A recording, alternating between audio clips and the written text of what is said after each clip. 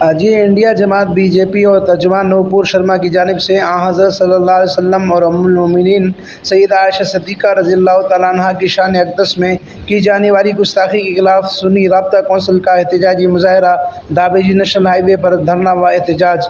درجنوں افراد سمیت علماء کرام کی شرکت۔ اہل سنت الجماعت ضلع ٹھٹہ کے صدر قاری فیاض دیشانی، جنرل سیکرٹری عرفان احمد شیخ، جمعیت علماء اسلام ضلع ٹھٹہ کے رہنماؤں حافظ سعید الرحمان، مولانا عبدالقادر اعوان، تحریک اللہ اکبر کے رہنما شیخ ارسلان، مولانا عبدالخالق و دیگر نے خطاب کرتے ہوئے کہا کہ دفاع ختم نبوت ہمارے ایمان کا حصہ ہے۔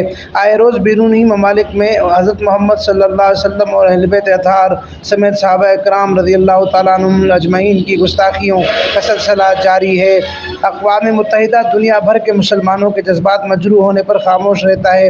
یہود و ہنود اور اس کی گماشتے مکروہ عمل کرتے رہتے ہیں، جس کی سخت مذمت کرتے ہوئے ملون خصوصاً نوپور شرما اور مودی سرکار کی گرفت کا مطالبہ کرتے ہیں تاکہ مزید مسلمانوں کی ایمانیات اور حساسیت کو تحفظ ملے اور عالمی سطح پر تحفظ ناموس رسالت و ناموس صحاب و اہل بیت کا دفاع قانون پاس ہو۔